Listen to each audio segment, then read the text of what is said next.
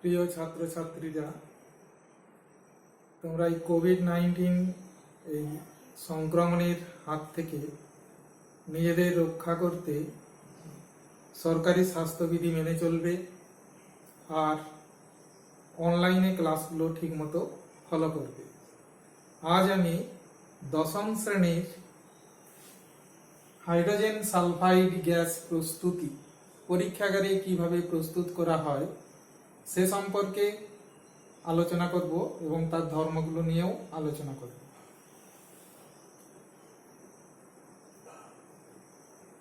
Hydrogen sulphide gas প্রস্তুতি।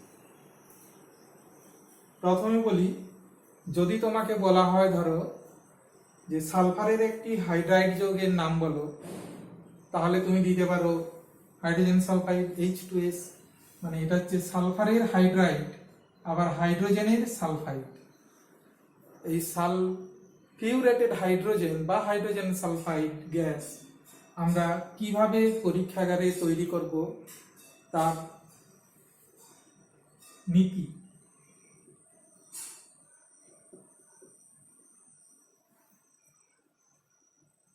Ferrous sulphide তার সঙ্গে লঘু সালফিউরিক অ্যাসিড মেশালে সাধারণ উষ্ণতাতেই ফেরাস সালফেট FeSO4 এবং H2S গ্যাস বা হাইড্রোজেন সালফাইড গ্যাস উৎপন্ন হবে। এখানে যে সালফিউরিক অ্যাসিডটা নেব সেটা কিন্তু লঘু সালফিউরিক অ্যাসিড। এখানে কোনো উত্তপ্ত করার দরকার নেই।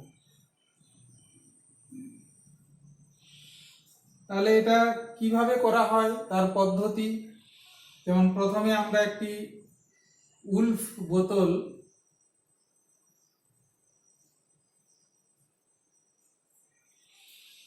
এরকম একটি উলফ বোতল নেব। এই উলফ বোতলে দুটো মুখ আছে, একটিতে আমরা দীর্ঘনল ফানেল একেবারে প্রায় নিচ পর্যন্ত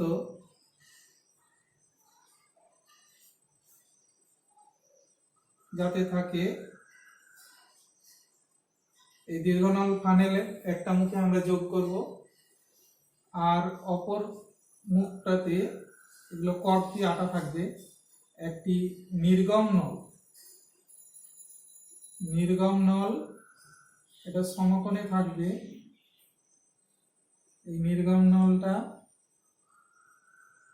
দিয়ে H2S গ্যাস নির্গত হবে এবং এখানে আমরা গ্যাস জার একটা রাখব। এই উলফ বোতলে প্রথমেই আমরা এখানে ফেরাস সালফাইড এরকম বড় বড় এটা দানার মতো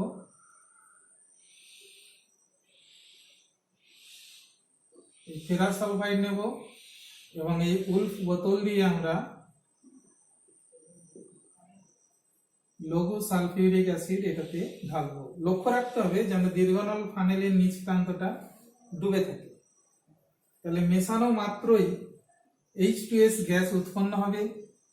সেই H2S গ্যাসটা এই নির্গম নল দিয়ে বেরিয়ে আসবে, বেরিয়ে এসে এই গ্যাস জারে সংগৃহীত হবে এবং এখানে আমরা এই H2S গ্যাসটাকে বাতাসের ঊর্ধ্ব অপসারণ দ্বারা গ্যাস জারে সংগ্রহ করব। মানে এখানে H2S আসবে আর বাতাসটা এখানে যেটা ছিল সেটা বেরিয়ে যাবে এবং এখানে H2S গ্যাসটা ভর্তি হয়ে যাবে। এইভাবে আমরা গ্যাস জারে H2S গ্যাসকে সংগ্রহ করব। তাহলে এই হচ্ছে তার শর্ত এবং নীতি এবং তার সমীকরণ, রাসায়নিক সমীকরণ, এবং এই হচ্ছে তার চিত্র। এরপরে আসছি আমরা, এখানে কতগুলো জিনিস মনে রাখতে হবে। যেমন ধরো এখানে কেন আমরা নাইট্রিক অ্যাসিড ব্যবহার করব না। এই নাইট্রিক অ্যাসিড এটা প্রিপারেশনের ক্ষেত্রে আমরা নাইট্রিক অ্যাসিড ব্যবহার করতে পারবো না, কারণ নাইট্রিক অ্যাসিড হচ্ছে জারক অ্যাসিড, এটা ভেঙে যায় H2O plus NO2 plus German oxygen, এবং প্রথমে কিন্তু FeS তার সঙ্গে যদি আমরা নাইট্রিক অ্যাসিড দিতাম এটার পরিবর্তে, তাহলে কি হতো, ফেরাস নাইট্রেট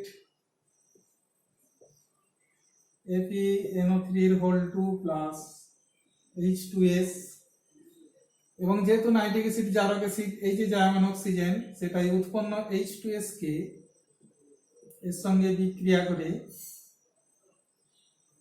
তাহলে সালফার হয়ে যাবে প্লাস H2O। তাহলে আমাদের দরকার H2S, কিন্তু সেই H2S টা সালফারে পরিণত হয়ে যাচ্ছে, সেই জন্য আমরা নাইট্রিক অ্যাসিড ব্যবহার করি না। আমরা যেটা ব্যবহার করি সেটা হচ্ছে লঘু H2SO4। তাহলে বাতাসের ঊর্ধ্ব অপসারণ দ্বারা আমরা গ্যাস জারে সংগ্রহ করছি। এটাকে আমরা পারদের অপসারণ দ্বারা গ্যাস জারে সংগ্রহ করতে পারবো না, তার কারণ পারদের সঙ্গে মার্কারি এই H2S বিক্রিয়া করে যায়, বিক্রিয়া করে HGS প্লাস হাইড্রোজেন উৎপন্ন করে। তাহলে সেই জন্য আমরা পারদের অপসারণ দ্বারা গ্যাস জারে সংগ্রহ করি না, আমরা বাতাসের ঊর্ধ্ব অপসারণ দ্বারা গ্যাস জারে সংগ্রহ করি। এরপরে জলের নিম্ন অপসারণ দ্বারা আমরা এটাকে গ্যাস জারে সংগ্রহ করতে পারবো যদি গরম জল হয়। গরম জলের নিম্ন অপসারণ দ্বারা আমরা H2S গ্যাসকে গ্যাস জারে সংগ্রহ করতে পারবো, কিন্তু ঠান্ডা জলে পারবো না, কারণ ঠান্ডা জলের সঙ্গে H2S বিক্রিয়া করে যাবে, H2S বিক্রিয়া করে যাবে, ঠান্ডা জলে দ্রবীভূত হয়ে যাবে। সেই জন্য আমরা ঠান্ডা জলে এটাকে গ্যাস অপসারণ দ্বারা গ্যাস জারে সংগ্রহ না করে বাতাসের ঊর্ধ্ব অপসারণ দ্বারা গ্যাস জারে সংগ্রহ করে থাকি।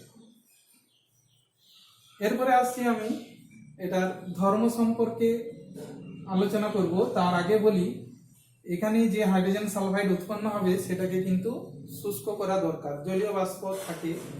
তাহলে এই জলীয় বাষ্প শুষ্ক করতে গেলে জলীয় বাষ্প পোড়া চুন জলীয় বাষ্প এটাকে শোষণ করে। তাহলে পোড়া চুন কিন্তু আমরা এটাকে শুষ্ক করার ক্ষেত্রে ব্যবহার করতে পারবো না, কারণ পোড়া চুনের সঙ্গে H2S বিক্রিয়া করে যায়, বিক্রিয়া করে ক্যালসিয়াম সালফাইড প্লাস H2O উৎপন্ন হয়ে যায়। ঠিক একইভাবে অনাদ্র ক্যালসিয়াম ক্লোরাইড এও জল শোষণ করে, এটাও ব্যবহার করতে পারবো না শুষ্ক করার জন্য, কারণ একই রকম বিক্রিয়া ক্যালসিয়াম সালফাইড প্লাস 2HCl বিক্রিয়া করে যায়। এছাড়া আমরা গাঢ় H2SO4 জল শোষণ করে, কিন্তু এটাও আমরা ব্যবহার করতে পারবো না, কারণ H2SO4 জারক অ্যাসিড, তীব্র জারক অ্যাসিড, সুতরাং H2SO4 সেই আগের মতো ভেঙে যাবে নাইট্রিক অ্যাসিডের মতো। এখানে H2O plus sulphur dioxide plus German oxygen, এই জার্মান অক্সিজেন H2S এর সঙ্গে বিক্রিয়া করে সালফার অধক্ষিপ্ত হয়ে যাবে প্লাস H2O। তাহলে যেহেতু বিক্রিয়া করে যাবে সেই জন্য আমরা গাঢ় H2SO4 দিয়ে বা পোড়া চুন বা ক্যালসিয়াম ক্লোরাইড দিয়ে আমরা H2S কে শুষ্ক করতে পারি না। আমরা যেটা ব্যবহার করি শুষ্ক করার ক্ষেত্রে সেটা হচ্ছে P2O5 ফসফরাস পেন্টক্সাইড। এই ফসফরাস পেন্টক্সাইড কারণ এটা হচ্ছে আম্লিক প্রকৃতির এবং H2S গ্যাসটাও আম্লিক প্রকৃতির, সুতরাং তাদের মধ্যে কোনো রিঅ্যাকশন হবে না। আমরা এই P2O5 দিয়ে H2S গ্যাসকে শুষ্ক করি। এরপরে আমি হাইড্রোজেন সালফাইড এর ধর্ম সম্পর্কে আলোচনা করব।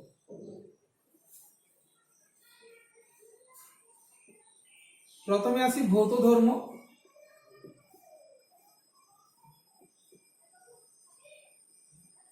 ভৌত ধর্মের মধ্যে আমরা H2S কে কি বলতে পারি, যেটা হচ্ছে পচা ডিমের মতো গন্ধ, পচা ডিমের মতো গন্ধযুক্ত গ্যাস। হাইড্রোজেন সালফাইড জলে, ঠান্ডা জলে দ্রাব্য,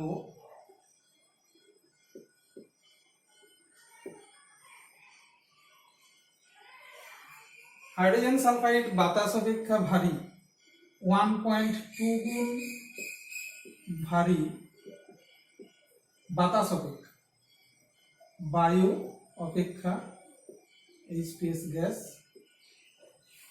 ভারী বলেই আমরা ওটাকে গ্যাস জারে বাতাসের ঊর্ধ্ব অপসারণ দ্বারা সংগ্রহ করে থাকি। তাহলে এই হচ্ছে মোটামুটি এর ভৌত ধর্ম। এরপরে আসছি আমি রাসায়নিক ধর্ম।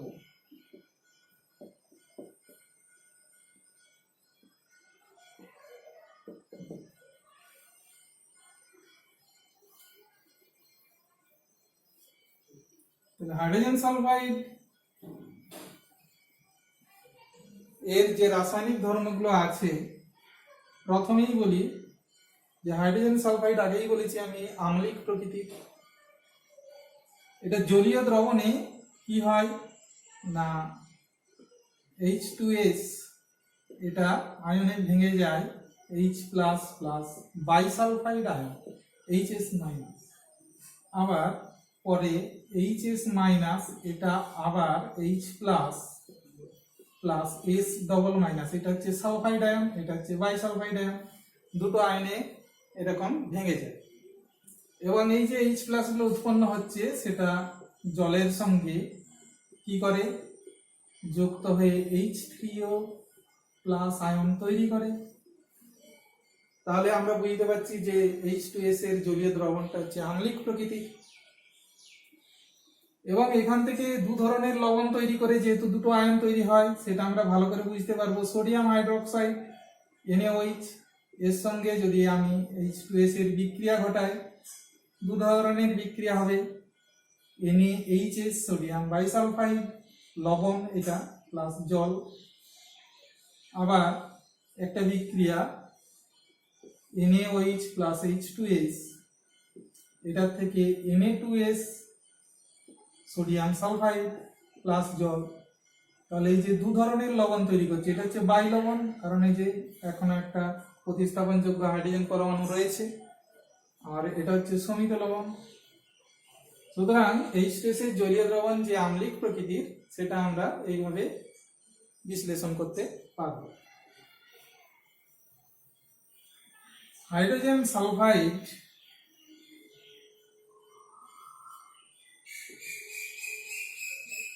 একটি বিজারক পদার্থ। তাহলে বিজারক পদার্থ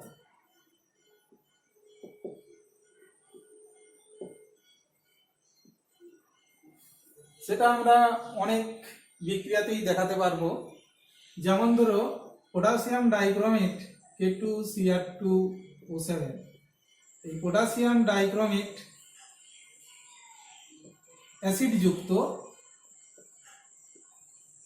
সেটাতে যদি আমরা হাইড্রোজেন সালফাইড গ্যাস চালনা করি, অ্যাসিড মানে এখানে একটা H2SO4 সালফিউরিক অ্যাসিড নেব, তাহলে অ্যাসিড যুক্ত পটাশিয়াম ডাইক্রোমেট দ্রবণে যদি H2S গ্যাস চালনা করি তাহলে কি দেখা যাবে বিক্রিয়াতে, এই K2Cr2O7 এটা কিন্তু কমলা, বর্ণটা হচ্ছে কমলা।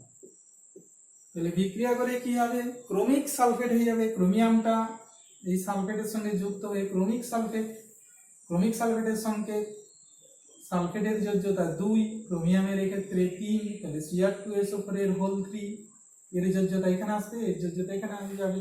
তাহলে এটা হচ্ছে সবুজ বর্ণের, এর সঙ্গে পটাশিয়াম সালফেট হবে K2SO4, এই ধাতুটা সালফেট হবে, আর সালফার অদক্ষিপ্ত হবে এবং জল উৎপন্ন হবে। বিক্রিয়াগুলো তোমরা ব্যালেন্সগুলো করে নেবে, তাহলে এই জিনিসগুলো উৎপন্ন হবে। তাহলে এই বিক্রিয়াতে আমি দেখাতে পারি যে H2S এখানে থেকে এইদিকে যে সালফার, এই যে পরিবর্তনটা হয়েছে, এই পরিবর্তনটা এখানে জারণ,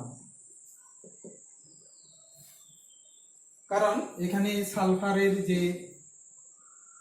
আধানটা রয়েছে এটা মাইনাস, ডবল মাইনাস, এখান থেকে পরিবর্তন হয়েছে এখানে সালফার, শুধু সালফার। তাহলে এখানে কি করে পরিবর্তন হয়, এটা এখানে হলে দুটো ইলেকট্রন ছেড়ে দিবে, দিয়ে শুধু সালফার হবে। অর্থাৎ এই যে ইলেকট্রন যে বর্জন করছে, তার মানে এই ঘটনাটাকে আমরা বলছি জাপ। তাহলে H2S সালফারে জারিত হয়েছে, সুতরাং H2S হচ্ছে বিজারক পদার্থ। তাহলে একটি বিজারক দ্রব্য বা পদার্থ যদি বলতে হয় H2S কে, আমরা এই বিক্রিয়া দিয়ে সহজেই বোঝাতে পারবো। অর্থাৎ যে সমস্ত বিক্রিয়াতে সালফার উৎপন্ন হবে সেই বিক্রিয়াগুলো আমরা বিজারক পদার্থ হিসাবে দেখাতে পারি।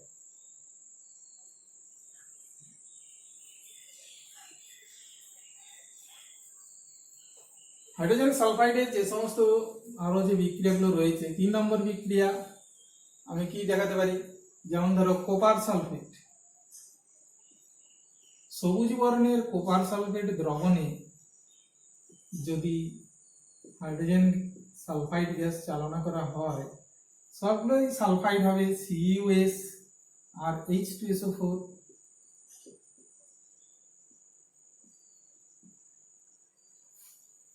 তাহলে কালো বর্ণের CuS উৎপন্ন হবে,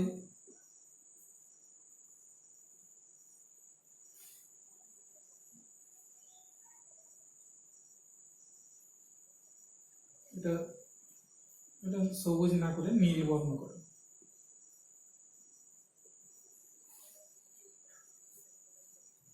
চারে লেড অ্যাসিটেট CH3COO এর হোল টু পিবি, পিবির যোজ্যতা 2 আর অ্যাসিটেটের 1। সুতরাং লেড অ্যাসিটেট দ্রবণে সিক্ত একটি কাগজ যদি আমি H2S গ্যাসের সংস্পর্শে আনি, তাহলে কি হবে, এখানে PbS উৎপন্ন হবে, কালো হয়ে যাবে, প্লাস এখানে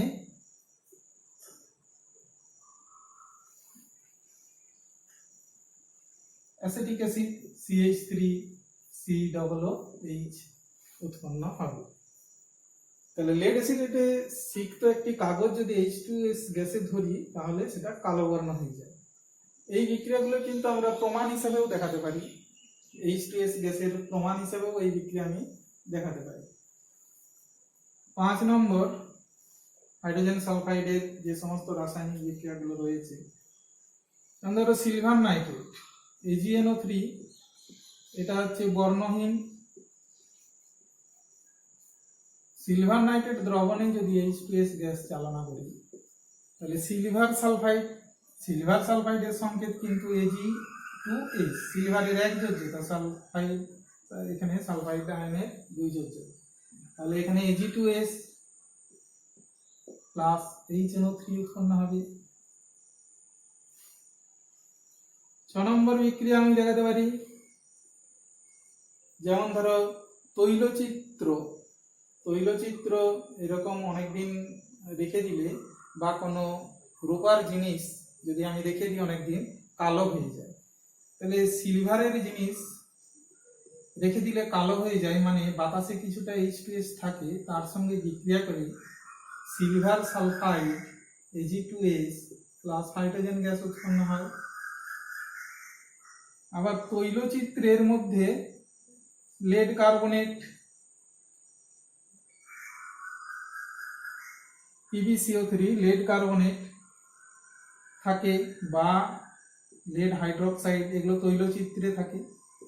এই সমস্ত পদার্থগুলো কি করে, H2S গ্যাসের সঙ্গে বিক্রিয়া করে লেড সালফাইড প্লাস H2CO3 উৎপন্ন করবে। এক্ষেত্রেও ঠিক একই রকম H2S এর সঙ্গে বিক্রিয়া করে এক্ষেত্রেও PbS প্লাস H2O উৎপন্ন করবে, কালো হয়ে যাবে, তৈলচিত্রটা কালো হয়ে যাবে। এবং এই কালো তৈলচিত্র এটাকে আবার পুনরুদ্ধার করা যায়, যদি হাইড্রোজেন পারঅক্সাইড দ্রবণ দিয়ে একটু ঝাঁকিয়ে দেওয়া যায়, তাহলে কি হবে, লেড সালফাইড লেড সালফেটে পরিণত হবে, এবং H2O উৎপন্ন হবে। তাহলে এটা আবার সাদা হয়ে যাবে, লেড সালফেট। তাহলে সাদা রঙের তৈলচিত্র অনেকদিন রেখে দিলে কালো হয়ে যায়, এবং সেটাকে আবার পুনরুদ্ধার করার জন্য আমরা হাইড্রোজেন পারঅক্সাইড দিয়ে ওটাকে আবার আমি সাদাতে আনতে পারি। Hydrogen sulphide H2S gas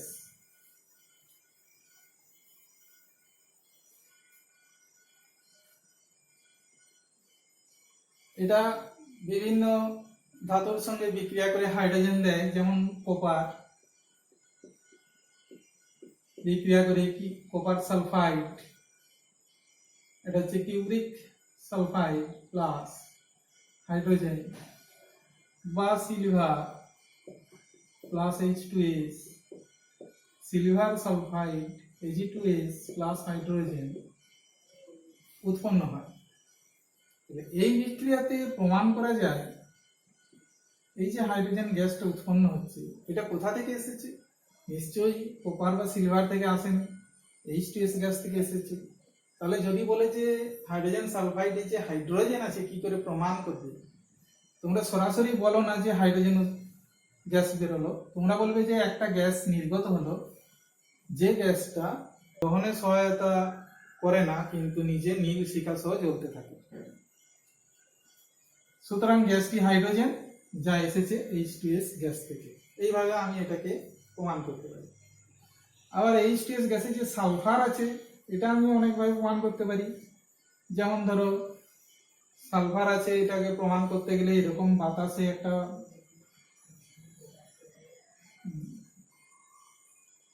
H2S এর সঙ্গে বাতাস এর যদি বিক্রিয়া ঘটায় তাহলে কি হবে? Sulphur plus H2O,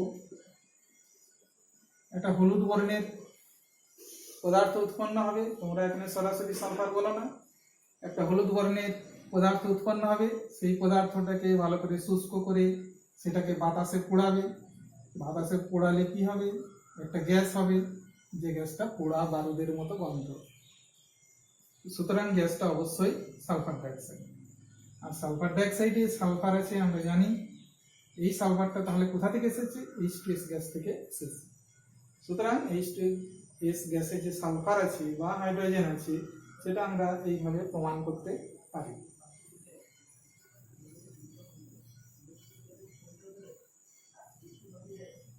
hydrogen sulphide বাতাসের সঙ্গে দু ধরনের বিক্রিয়া করে।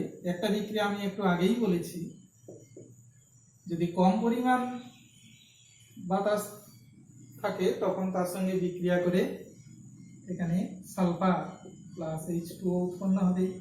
আর যদি বেশি পরিমাণ অক্সিজেন মানে উপস্থিতিতে বিক্রিয়াতে কি হবে? তখন সালফারের পরিবর্তে এখানে কিন্তু সালফার ডাইঅক্সাইড প্লাস H2O উৎপন্ন হবে। তাহলে হাইড্রোজেন সালফাইডে যে সমস্ত বিক্রিয়াগুলো আমি আলোচনা করলাম এখান থেকেই তুমি এর শনাক্তকরণ পরীক্ষা, শনাক্তকরণ টেস্ট কিভাবে চিনবে হাইড্রোজেন সালফাইড? হাইড্রোজেন সালফাইড চেনার উপায় হচ্ছে সোডিয়াম নাইট্রোক্সাইড। সোডিয়াম নাইট্রোক্সাইড যার সংকেত Na2 Fe CnH5NO। সোডিয়াম নাইট্রোক্সাইড দ্রবণে যদি হাইড্রোজেন সালফাইড গ্যাস চালনা করি তাহলে কি হবে? আর এটা কিন্তু ক্ষারীয় নিতে হবে, NaOH। তাহলে কি হবে? এটা দু অণু মানে দুটো সোডিয়াম এখানে Na4 হয়ে যায়, আর এখানে Fe CnH5NO এই সালফারটা এখানে ঢুকলো, তাহলে এটা উৎপন্ন হবে প্লাস H2O। এই যে জটিল যৌগটা এটা বেগুনি বর্ণ ধারণ করবে। তাহলে সোডিয়াম নাইট্রোক্সাইড দ্রবণে যদি H2S গ্যাস চালনা করি ক্ষারীয় দ্রবণে তাহলে বেগুনি বর্ণ ধারণ করবে এবং এটা আমরা চিনতে পারবো যে হাইড্রোজেন সালফাইড গ্যাসের শনাক্তকরণ।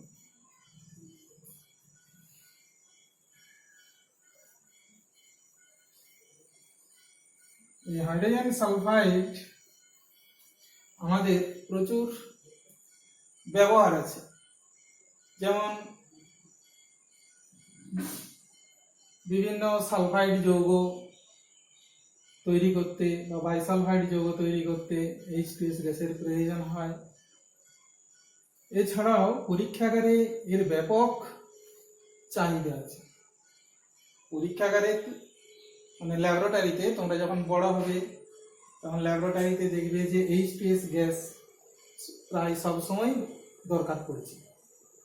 সুতরাং এই ল্যাবরেটরিতে তোমার কিপস অ্যাপারেটাস, এখানে H2S গ্যাস তৈরির বন্দোবস্ত রয়েছে, যে যন্ত্রটাতে তুমি প্রয়োজন মতো H2S গ্যাস নিতেও পারবে, আবার যখন তোমার প্রয়োজন হবে না তখন তুমি H2S গ্যাসটাকে আবার বন্ধ করতে পারবে।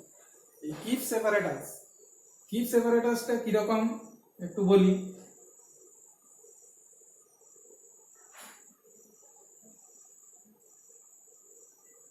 এরকম একটা 3টে অংশ আছে, এরকম একটা গোলাকার, এবং এইটার সঙ্গে একটা নিচ পর্যন্ত একটা নল আছে, এরকম একটা সিস্টেম আছে। ভালো করে এখানে কর্ক দিয়ে বন্ধ করা আছে। এরপর এখানে আরেকটা গোলাকার অংশ,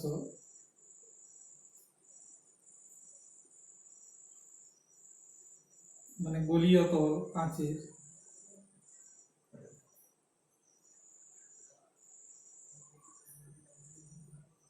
এরপরে এটার সঙ্গে একটা অর্ধগোলীয় তল, এটা কিন্তু পুরো গোলাকার নয়, অর্ধেক। এরকম কিপস যন্ত্র, এই কিপস যন্ত্রের এইদিকে একটা থাকে দ্বার আছে, এটা এখানে বন্ধ করা থাকে, আর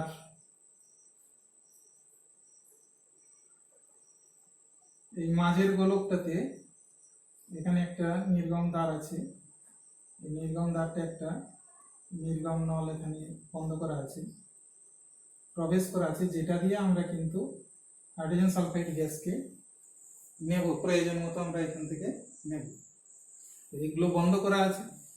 এখন এখানে কি আমরা ফেরাস সালফাইড বড় বড় দানা এখানে নেব মাঝের গোলকটাতে, এগুলো ফেরাস সালফাইড। আর এখানে একটা দীর্ঘনল ফানেল লাগানো থাকবে প্রথম গোলকটাতে। এই দীর্ঘনল ফানেলটা আবার একটু বাঁকানো,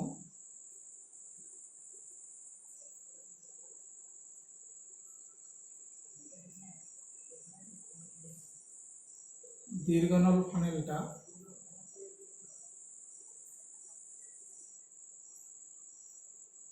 তাহলে এখান দিয়ে আমরা কি করব, তাহলে ফেরাস সালফাইড আমি পরীক্ষাগার পদ্ধতির সময় বলেছি, তার সঙ্গে লঘু সালফিউরিক অ্যাসিড আমি এখান দিয়ে ঢেলে দেবো। ঢেলে দিলে কি হবে, এই নিচের পাত্রে চলে আসবে লঘু সালফিউরিক অ্যাসিড। কতটা পরিমাণ ঢালবো যেন এই নিচ প্রান্তটা ডুবে থাকে সালফিউরিক অ্যাসিডে। তাহলে আমার যখন দরকার মনে করো হাইড্রোজেন সালফাইড গ্যাস, তখন আমি কি করব, এই যে এখানে এই স্টপ কপটা খুলে দেব। খুলে দিলে কি হবে, তখন এই অ্যাসিডটা এখানে যেহেতু বায়ুচাপটা কমে যাবে, তখন এই অ্যাসিডটা কি হবে, উপরে উঠবে। উপরে উঠে এই APS এর সংস্পর্শে আসবে। সংস্পর্শে এলে H2S গ্যাস উৎপন্ন হবে। গ্যাস উৎপন্ন হলে তখন এটা দিয়ে বেরিয়ে যাবে। আবার আমার যখন প্রয়োজন শেষ হবে তখন আমি কি করব, এই এখানে ক্লিপটা আবার এঁটে দেব। এঁটে দিলে কি হবে, তখন এখানে যে H2S গ্যাসটা এখানে কিছুটা রয়ে যাবে, সেটা চাপ দিবে। চাপ দিলে কি হবে, তখন লঘু সালফিউরিক অ্যাসিডটা আবার নিচে চলে যাবে। নিচে চলে গিয়ে তখন আবার কিছুটা এই নল দিয়ে উপরেও চলে আসবে, মানে এর সঙ্গে H2S উপরে যোগাযোগটা বিচ্ছিন্ন হয়ে যাবে। বিচ্ছিন্ন হয়ে গেলে H2S গ্যাসটা তখন বন্ধ হয়ে যাবে। অর্থাৎ আমার প্রয়োজন মতো আমি H2S নিতেও পারি, আবার আমার যখন প্রয়োজন হবে না তখন আমি এখানে বন্ধ করে দিতে পারি। যখন প্রয়োজন হবে তখন এই অ্যাসিডটা এই নল দিয়ে এখানে সংযোগ হবে, তৈরি হবে, H2S বেরিয়ে যাবে। আবার যখন বন্ধ করব তখন অ্যাসিডটা নিচে চলে যাবে এবং কিছুটা অ্যাসিড তখন এইটা দিয়ে উঠে এই উপরেও উঠে যাবে এবং এই যোগাযোগটা বিচ্ছিন্ন হয়ে যাবে। তাহলে এইরকম কিপস যন্ত্র এটা পরীক্ষাগারে বা এই যে আমাদের ল্যাবরেটরিগুলো আছে স্কুলে, সেখানে এই যন্ত্র সেট করা থাকে। আর এই হাইড্রোজেন সালফাইড এই গ্যাসটা খুবই দরকার। আমি বিভিন্ন ধাতুর সালফাইড অদক্ষেপ ফেলার জন্য আমাদের এই H2S গ্যাস তখন প্রয়োজন হয়। মানে একটা লবণ আছে ধরো, সেই লবণে কি ধাতু আছে তোমার, সেই ধাতুটা শনাক্ত করতে গেলে সেই ধাতুটাকে আমরা সালফাইড অদক্ষেপ ফেলতে হয়, তখন আমাদের H2S গ্যাসের প্রয়োজন হয়। ব্যাপক চাহিদা H2S গ্যাসের, মানে H2S গ্যাস ছাড়া পরীক্ষাগারে কাজ করা অসম্ভব। তাহলে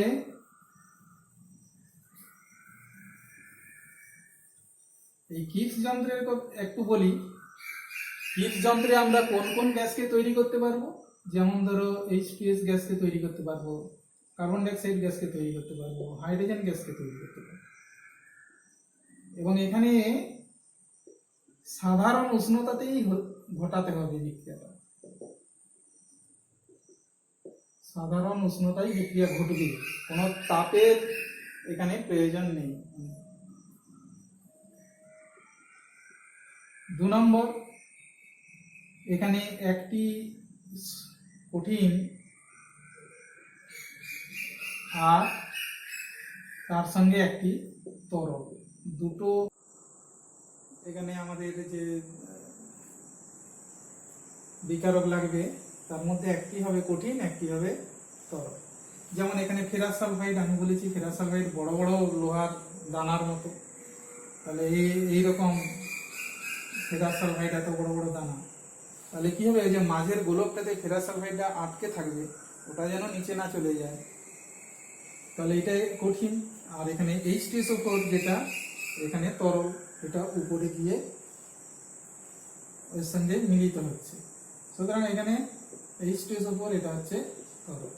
সেরকম হাইড্রোজেনের ক্ষেত্রে জিঙ্কের ছিবড়া, এটা এখানে জিঙ্কের ছিবড়া একটু বড় বড়, প্লাস এখানেও আমরা H2SO4 ব্যবহার করি হাইড্রোজেন গ্যাস তৈরির সময়, তখন হয়ে যায় জিঙ্ক সালফেট প্লাস হাইড্রোজেন।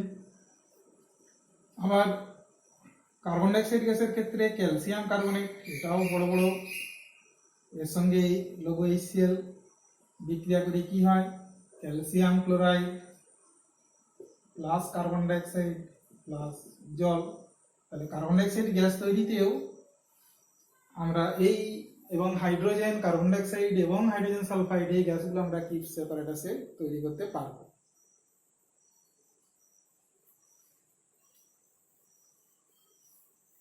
তাহলে হাইড্রোজেন সালফাইড গ্যাস, তার প্রস্তুতি এবং তার ধর্ম এই সম্পর্কে আমি আলোচনা করলাম বিস্তারিতভাবে। তোমরা এগুলো বাড়িতে প্র্যাকটিস করবে রিঅ্যাকশনগুলো। ঠিক আছে, আজ এই পর্যন্ত।